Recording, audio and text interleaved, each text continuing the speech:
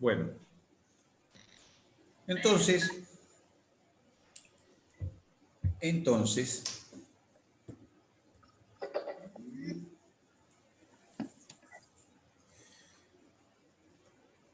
Solo. tenía mi dibujito donde decía que había mucho sodio afuera y poco sodio adentro, y que había una tendencia de desplazamiento de afuera hacia adentro. La bomba, que acá está pintada en violeta, es una proteína de membrana, ¿y qué hace? A pesar de que adentro hay menos que afuera, la bomba saca el sodio de adentro para afuera. ¿Qué está haciendo? Está luchando contra el gradiente. Y para eso, para luchar contra el gradiente, utiliza energía. Todo lo que lucha contra el gradiente y que está utilizando por ende energía, le llamamos bomba. ¿Está bien? Esta bomba de sodio-potasio ATPasa, ¿qué hace? Evita que se acumule el sodio dentro de la célula, en mayor medida del que debiera haber. ¿Por qué? Porque a pesar de que el sodio, la membrana es impermeable al sodio, el sodio por distintos motivos siempre se cuela para adentro. ¿Por qué? Porque está golpeando la puerta todo el día. Como golpea la puerta todo el día, se va metiendo dentro de la célula. Pero la célula, ¿qué hace? Le importa poco y nada, lo echa. Y lo va echando y siempre va manteniendo esta concentración. Mucho afuera, poco adentro. Es decir, que para poder tener poco sodio adentro y mucho afuera, la célula consume energía. Tanto es así que gran parte de la energía que consume la célula en forma de ATP, gran parte de esa energía la consume para esta bomba. Es decir, esta bomba es un gran consumidor de energía de las células. Y piénsenlo de esta manera. Si gran parte de la energía que utiliza la célula es para sacar el sodio de adentro de la misma hacia afuera, y todas las células tienen bomba de sodio-potasio ATPasa, quiere decir que gran parte del alimento que ustedes comen todos los días está destinado a estas bombas. Gran parte del alimento que ustedes comen todos los días están destinados a esta bomba. ¿Qué opinan que pasará si la bomba de sodio-potasio por algún motivo se detiene? No funciona más la bomba de sodio-potasio ATPasa. Tengo una célula cuya bomba de sodio-potasio ATPasa sirve para sacar sodio. Esa bomba que sirve para sacar sodio, por ahora para sacar sodio, ahora le voy a explicar algo más. ¿Qué pasará con la célula si la célula no puede hacer este trabajo? Se acumula el sodio adentro de la célula. Se acumula el sodio dentro de la célula. Exacto.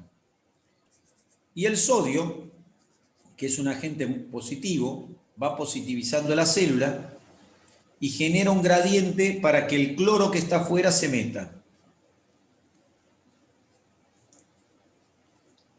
Entonces, ¿qué se forma? Sal. Sal. ¿Y la sal qué hace con el agua? La atrae. La atrae. ¿Y qué pasa con la célula? Se llena de agua, se hincha. Esta célula se transforma en una célula mucho más grande. Y eso sería lo que pasa cuando a veces vemos una persona que tiene las piernas hinchadas y dice que tiene acumulación de sal. No. ¿No? Eso no pasa con esa persona hinchada, porque esa persona hinchada está acumulando el agua en el intersticio, no adentro de la célula. Ah, ok. Para que esto suceda, no importa la cantidad de sodio que hay afuera, para que esto suceda, lo que tiene que haber es un mal mecanismo de echado de sodio. No estoy echando de la célula el sodio bien. ¿Y cuándo puede ser que no echemos el sodio bien de adentro de la célula? Cuando no tenemos energía. ¿Se entiende? Cuando no tenemos energía, la célula no tiene energía, no echa bien el sodio para afuera, lo guarda y se hincha. Eso después vamos a aprender que no es nada bueno. ¿Está bien? ¿Está bien? Esa es una de las causas por las cuales las células pueden dañarse o morirse. La hinchazón. Esa hinchazón viene acompañada de pérdida de modificaciones en la permeabilidad y eso hace que la célula deje pasar cualquier cosa y la célula tiene riesgo de vida. Bien. Entonces, la bomba de sodio, potasio, ATPasa. Pero esa bomba de sodio, potasio, ATPasa no se llama bomba de sodio, potasio, ATPasa porque sí. Se llama bomba de sodio, potasio, ATPasa porque la bomba no solamente saca sodio afuera de la célula, sino que además mete dentro de la célula potasio. ¿Está bien? Saca sodio y mete potasio. Saca 3 iones de sodio y mete 2 de potasio. ¿Con eso qué gana la célula? Gana sacar sodio, ¿está bien? Pero no perder todas las cargas positivas. ¿Se entiende? Saca sodio y mete potasio. O sea que la bomba la describimos recién como la parte del sodio. Bomba de sodio, potasio, ATPasa. ¿Qué hace con el sodio la bomba? Lo saca de dentro de la célula. Pero esa bomba de sodio, potasio, ATPasa, ahora analizamos qué hace con el potasio, lo mete dentro de la célula. ¿Está bien? Como el potasio tiene tendencia a salir, principalmente por gradiente químico, porque hay mucho adentro y poco afuera, entonces también está luchando contra corriente, es decir, está luchando contra gradiente, es decir, que también se necesita energía para hacer eso. O sea que la bomba de sodio, potasio, ATPasa ocupa ATP, ocupa la energía que le provee el ATP para poder expulsar sodio de adentro de ella misma, pero captar potasio y meterlo adentro. ¿Está bien? Mecanismo de transporte activo primario. ¿Está bien? Sirve para sacar sodio de la célula, para meter potasio adentro. A la larga también sirve para sacar cargas positivas de adentro de la célula, porque salen 3 y entran 2. O sea que a la larga estoy sacando, con cada bombita, con cada bombeada saco una carga positiva dentro de la célula. O sea que sirve para sacar carga positiva y sirve para sacar el sodio dentro de la célula. A su vez también sirve para meter potasio dentro de la célula. ¿Consume energía? Sí. ¿En forma de qué? De ATP. ¿Sí? Consume energía en forma de ATP. Bien.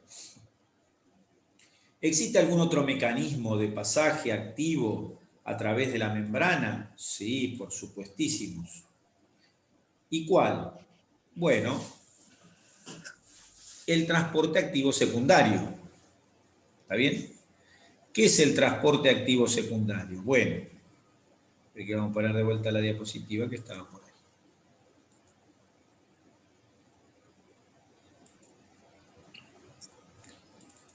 El transporte activo secundario es un transporte que depende de un gradiente que se ha formado previamente. ¿Qué quiere decir esto? Cuando yo saco sodio de adentro de la célula, voy sacando sodio con la bomba de sodio, potasio, ATPasa, voy reduciendo las cantidades de sodio de adentro de la célula.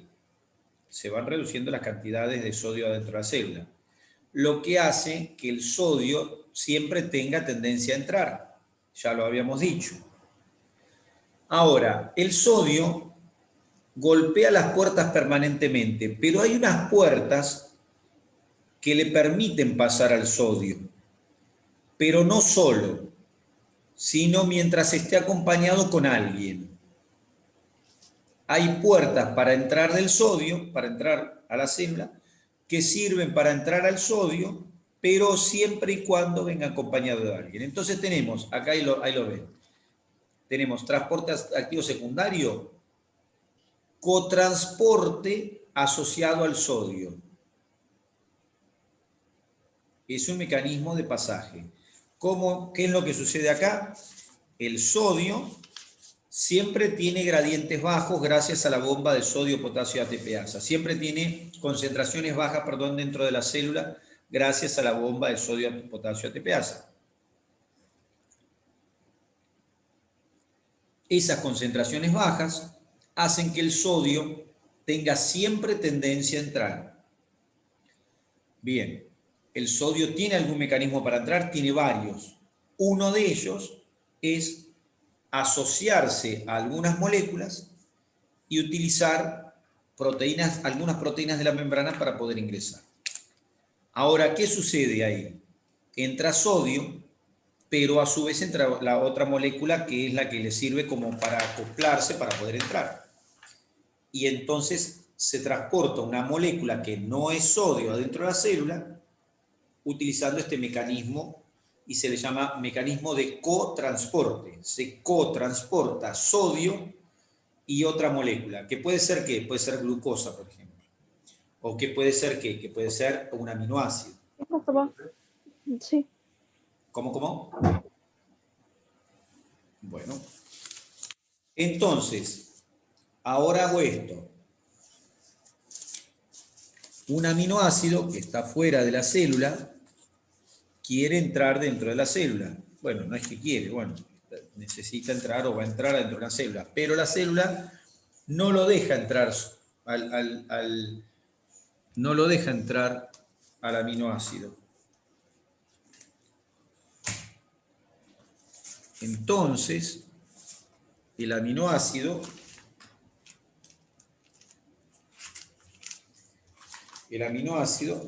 acá tengo para dibujar, muy bien. Entonces, tengo aminoácido fuera de la célula.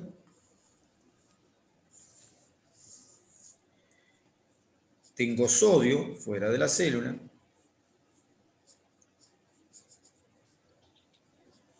Tengo sodio dentro de la célula. Tengo una bomba de sodio-potasio ATPasa que me saca el sodio y logra que el sodio afuera, adentro esté bajo. Y eso hace que el sodio tenga tendencia a entrar. Ahora lo vamos a explicar bien acá de vuelta.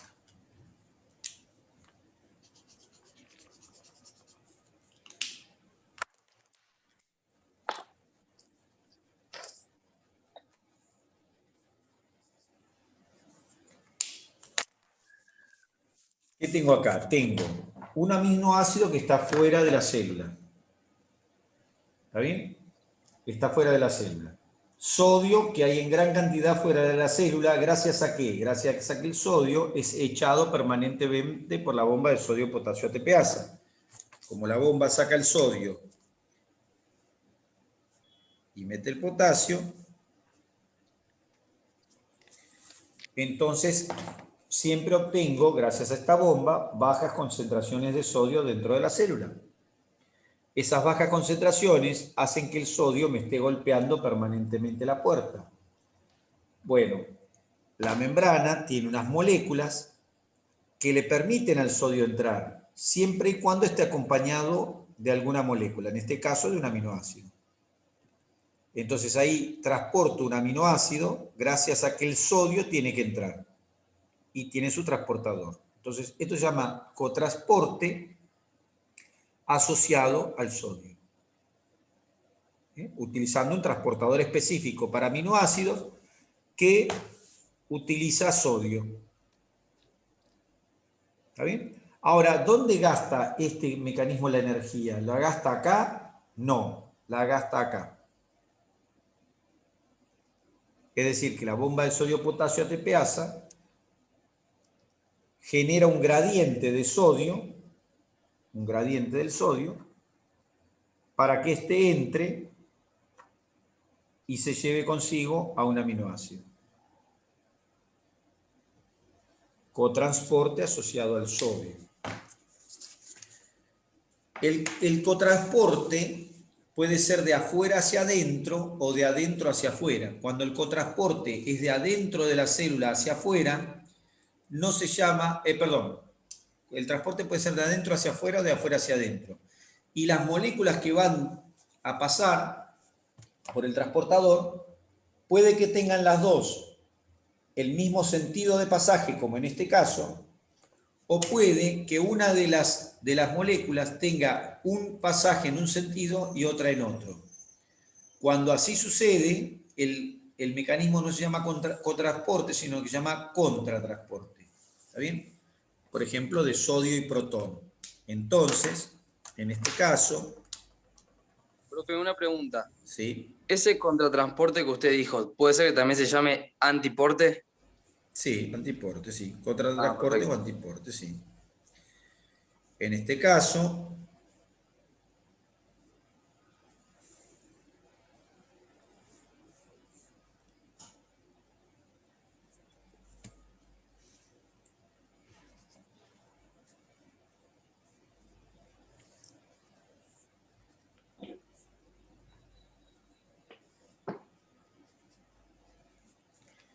lo mismo, ahí vamos. El sodio, gracias a la bomba de sodio-potasio TPasa, es expulsado permanentemente. La bomba es eso negro. Saca sodio, mete potasio. Al sacar sodio, el gradiente de sodio siempre es bajo. Eso hace que el sodio pueda entrar, ahora es blanco el transportador, pero en este caso, para que entre sodio se necesita que salga un protón. Entonces ahí tengo un contratransporte. Es decir, el sodio entra y el protón sale. ¿Está bien? ¿Eso requiere de energía? Bueno, no requiere de energía en este paso, pero sí en este. Por lo tanto, es un transporte activo, porque para que yo pueda llevar a cabo esto, se necesita que las concentraciones de sodio en las células sean bajas, y para que esto suceda, hay que bombear el sodio permanentemente hacia afuera, y ahí es donde se gasta la energía. Profe, discúlpame, no entendí el de cotransporte. El cotransporte. Sí, Bueno, a ver si se tipo, entiende. está asociado al sodio y eso está acompañado de un aminoácido. Bueno, en este caso es un aminoácido, podría ser glucosa, como el del ejemplo de la diapositiva, lo mismo, podría ser glucosa. Sí. Hay un transportador que mete aminoácido, otro que mete glucosa, es decir, hay transportadores en la membrana, pero que trabajan para poder meter el aminoácido necesitan meter sodio. Para poder meter el sodio tiene que tener una baja concentración. Para que haya una baja concentración, tiene que haber una bomba que permanentemente esté bajando esa concentración. ¿Está bien? Bueno, Sí. entonces bajo la concentración, la tengo baja la concentración, el sodio entra, pero asociado a algo. En este caso un aminoácido podría ser glucosa u otro elemento. O sea que el cotransporte depende de la bomba de sodio-potasio. Y depende de la bomba sodio-potasio, exacto. Y lo mismo pasa con este contratransporte. Solo que en vez de ir los dos elementos en un mismo sentido, uno va en un sentido, un elemento va en un sentido y el otro va en otro. Sí. Bien. Y que eso consume energía en la bomba de sodio-potasio ATPasa. Bien. Luego tenemos el transporte de partículas.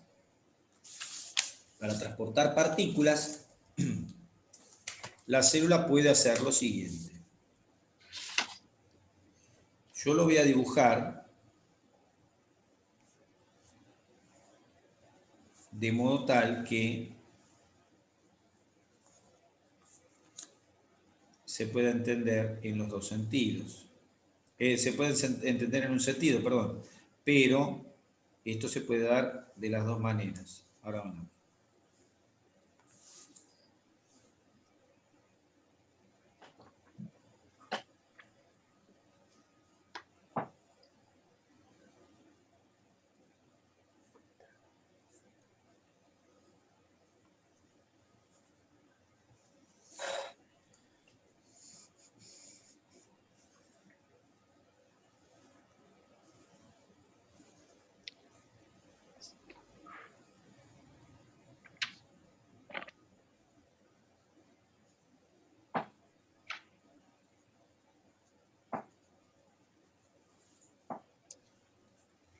Bueno, miren esto así.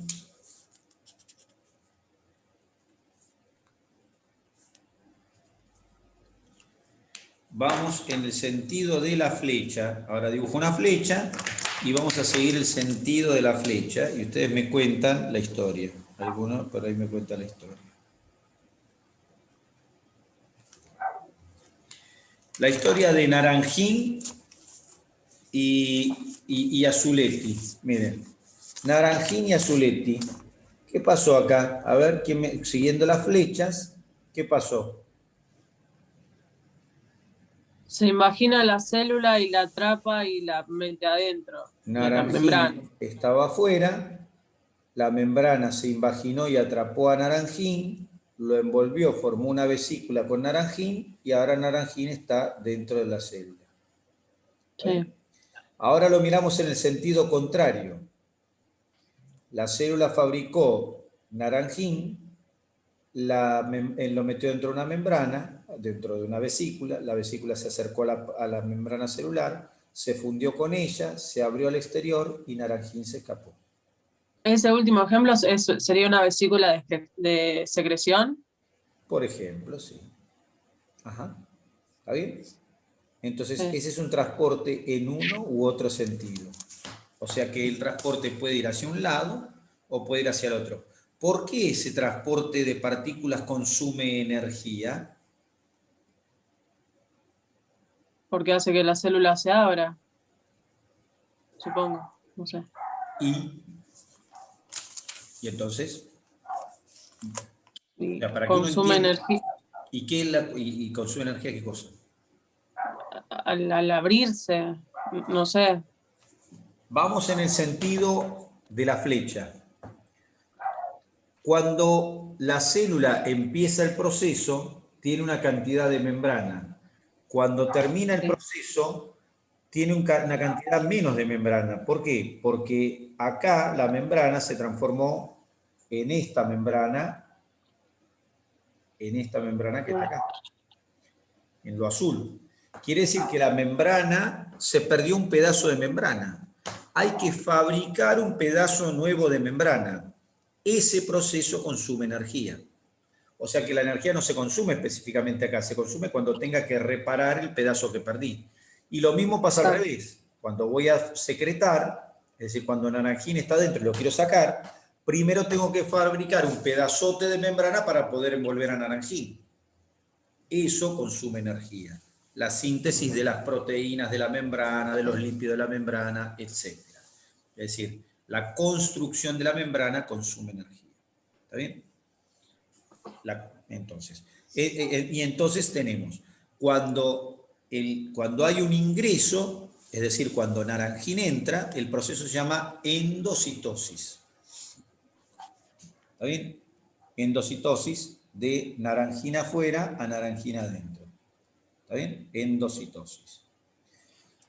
Que a su vez, la endocitosis puede ser para sólidos, en cuyo caso le llamamos fagocitosis, o para líquidos, en cuyo caso le llamamos pinocitosis. ¿Está bien? Por otro lado, para hacer la endocitosis a veces se utilizan receptores en la membrana. No siempre, pero se pueden utilizar receptores en la membrana. Por ejemplo, ahora esta célula tiene en su membrana, para reconocer al Naranjín, tiene un receptor. Espera un poquito. Ahí le dibujé un receptor. Para reconocer a Naranjín, necesito un receptor y ahí va. Reconoce y pasa todo el proceso. ¿Está bien? Bien. Recordamos el proceso de endocitosis. Cuando se come, entonces fagocitosis, si lo que fagocitamos y lo que se come es sólido. Y una pregunta, el Naranjín ese recubierto del azul, ¿ese sería el fagosoma? Eso sería un fagosoma, sí. Bien. Perfecto. Y además puede pasar en el sentido contrario, este tipo de transporte en el cual le llamamos, en vez de endocitosis, le llamamos exocitosis. ¿Está bien? Bien. Ahí tenemos entonces mecanismos de pasaje a través de la membrana. Profe, ¿cómo Sí. dijo que era la endocitosis en el caso de que fueran líquidos? Pinocitosis. ¿No estoy compartiendo? ¿Estoy compartiendo pantalla? Sí. Sí, sí. Bueno, Sí, sí. ahí está escrito. Fagocitosis y pinocitosis.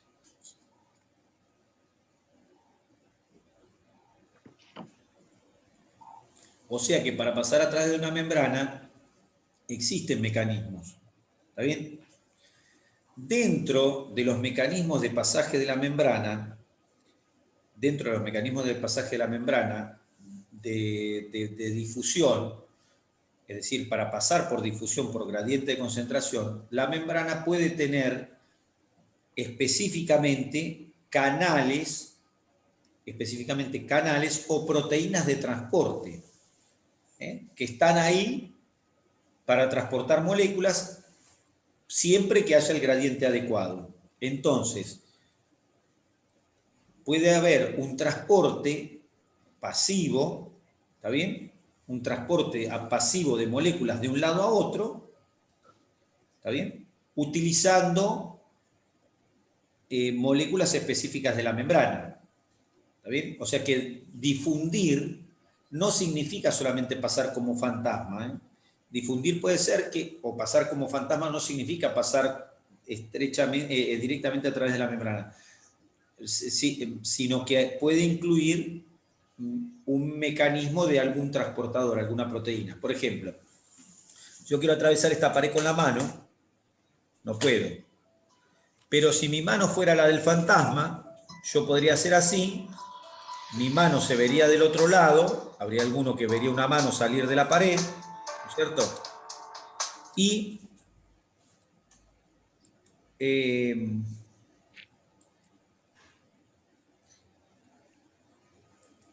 vería una mano salir de la pared, el que está del otro lado, y yo podría dejar la mano del otro lado. Bien, fenómeno. Pero podría ser que para pasar acá, mi mano, yo apoyara la mano, y acá hubiera un transportador, es decir, una molécula especial. Si la apoyo acá está el transportador y me deja pasar. Pero si la apoyo acá al lado, no.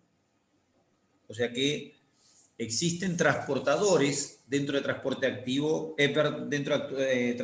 transportadores dentro del transporte pasivo. ¿Está bien? Existen transportadores. Igualmente, siempre esos transportadores pasivos permiten el pasaje siguiendo gradientes. No se puede pasar en transporte activo primario sin un gradiente previo, ya sea pasando de forma libre, pasando utilizando un canal propio o un transportador propio. Bien, entonces, membrana y el pasaje a través de la membrana, de eso era de lo que estábamos hablando. Bien, una vez que analizamos para qué sirve la membrana, nos vamos a las organelas, para qué sirven las organelas membranosas. Bueno, las organelas membranosas tengo lo siguiente, tengo sacos formando entonces organelas. Así tengo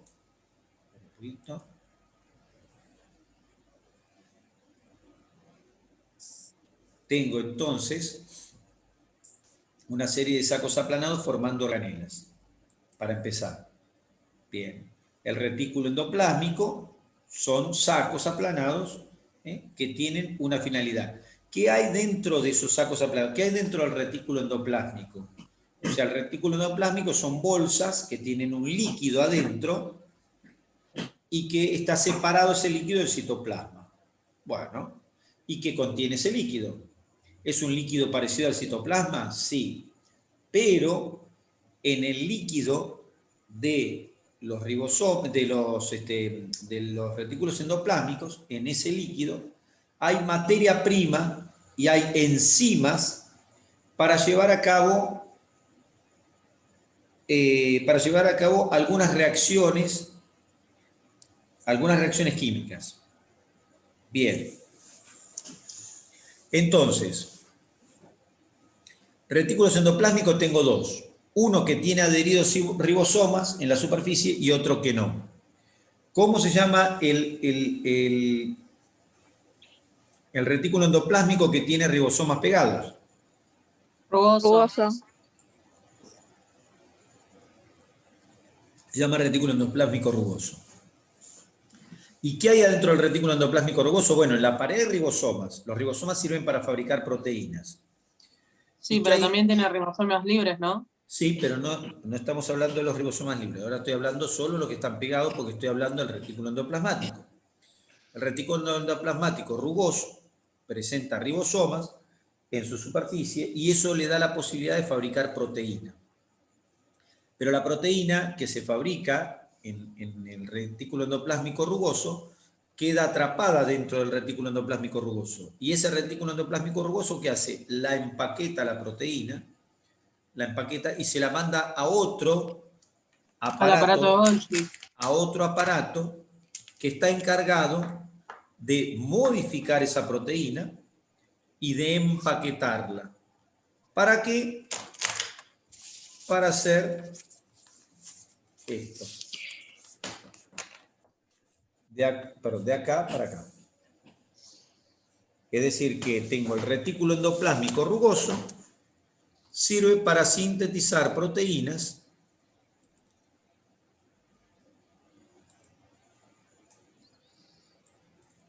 esperen un segundito. Ahí está. Perfecto.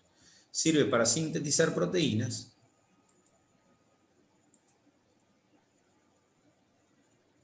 ahí está. Ahí está. El rugoso tiene incrustados ribosomas, dice acá, y sirve para sintetizar proteínas. Claro, del rugoso como... ¿Cómo? Hola. Del rugoso va el aparato de Golgi. Y el Golgi empaqueta para que la proteína salga de la célula. O sea que el retículo endoplásmico rugoso fabrica proteínas que van a ser exportadas de la célula. Fabrica proteínas de exportación. ¿Está bien? Son proteínas que van a ser extracitoplasmáticas. ¿Por qué? Porque van a ser expulsadas de la célula. Entonces el retículo endoplásmico rugoso sintetiza proteína de exportación o proteína extracitoplasmática. El retículo endoplásmico liso, en cambio, no sintetiza proteínas, sino que sintetiza lípidos. ¿Qué utilizará el retículo endoplásmico liso como materia prima para fabricar lípidos? Esteroides, fosfolípidos. ¿Cómo? Esteroides, fosfolípidos y ácidos grasos. Va a utilizar esteroides, va a utilizar ácidos grasos, va a utilizar glicerol, va a utilizar fosfato. Entonces, con glicerol, con fosfato y con ácidos grasos, puede formar fosfolípidos. Con glicerol y con ácidos grasos, puede formar triglicéridos. Es decir, con la materia prima va a sintetizar lípidos.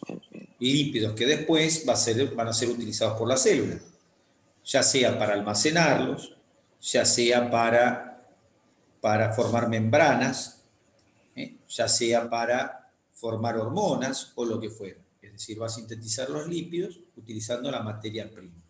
¿Está bien? El retículo endoplásmico rugoso, ¿qué va a utilizar como materia prima?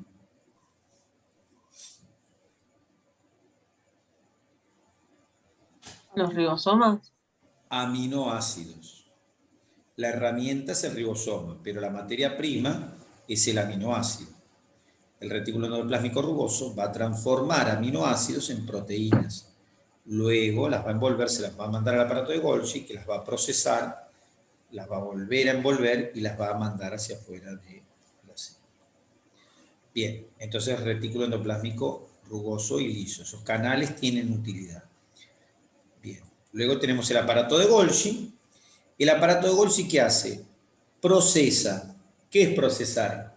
Recibe proteínas y las modifica ya sea activándolas, cortándolas, agregándoles cosas, ¿sí? Es decir, una proteína, por ejemplo, se le puede agregar un glúcido, se le puede agregar un lípido, es decir, trabaja la proteína antes de que se salga la proteína de la célula. ¿Qué proteínas? ¿Cualquier proteína? No, solo las que fabrica el retículo endoplásmico rugoso. O sea que el retículo endoplásmico rugoso fabrica proteínas de exportación que van a ser, procesadas por el aparato de Golgi y luego exportadas fuera de la célula. Y con los lípidos pasa lo mismo. ¿Qué hace el aparato de Golgi? Procesa lípidos que fabricó el retículo endoplásmico liso. ¿Qué significa procesarlo? Significa cortarlos, significa unirle proteínas, significa unirle glúcidos para formar glucolípidos, es decir, nada, es procesamiento. Ese procesamiento lo hace el aparato de Golgi. Bien, o sea que el aparato de Golgi también son canales y cisternas, pero la finalidad del aparato de Golgi es la de empaquetado más que la de síntesis. Bien, entonces organelas membranosas, retículo endoplásmico, aparato de Golgi. Luego tenemos las vesículas. Las vesículas pueden tener diferente utilidad. Entonces tenemos vesículas que tienen diferente utilidad de acuerdo al contenido que tiene la vesícula. Entonces hay vesículas, por ejemplo, que contienen productos de exportación. Por ejemplo, hay células que tienen vesículas que son simplemente para ser exocitadas. Por ejemplo, no sé, moléculas de histamina. ¿Está bien? La histamina, que es una amina vasoactiva, se llama. Es una amina. Es un tipo de molécula. Entonces, esas moléculas se almacenan en gránulos y se liberan al medio. Entonces, podemos tener vesículas que tienen moléculas de exportación. Luego, podemos tener vesículas que contengan dentro enzimas. Enzimas para degradar cosas.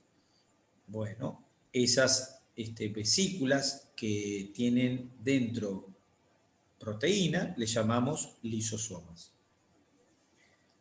Pueden haber otras vesículas que provienen de la fagocitosis. Vesículas como esta que se ven acá. Esta vesícula, como esta que se ve acá. Esta es una vesícula producto de la fagocitosis. ¿Está bien?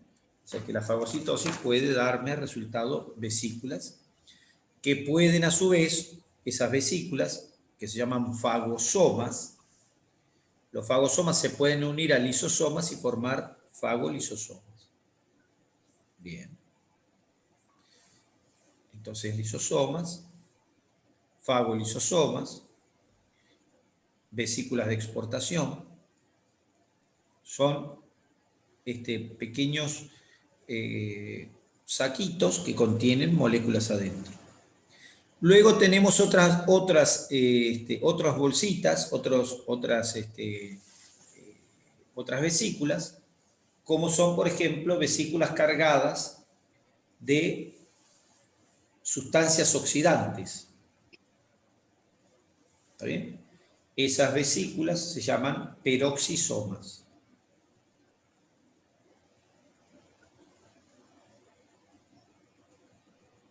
Bien, entonces tengo retículo endoplásmico, liso rugoso, aparato de Golgi, vesículas, dentro de las cuales tenemos los lisosomas, los fagolisosomas, las vesículas de exportación, las vesículas de exportación, los peroxisomas, que tienen sustancias oxidantes adentro.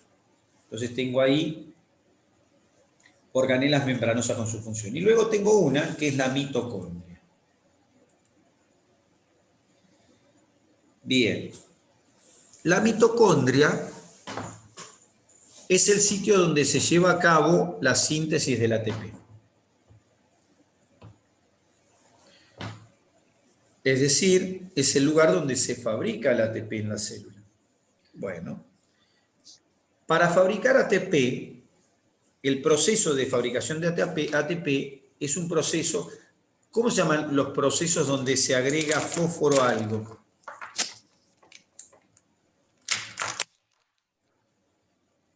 ¿No es- ¿Cómo? ¿El ATP no se forma por el ADP más fósforo? Sí, mi pregunta igual era otra. Mi pregunta es, ¿cómo se llaman los procesos? ¿Fosforilación? Fosforilación. Los procesos en los cuales se agrega fósforo a algo. Fosforilar. Agregar un fósforo. ¿Y el proceso contrario cómo se llama?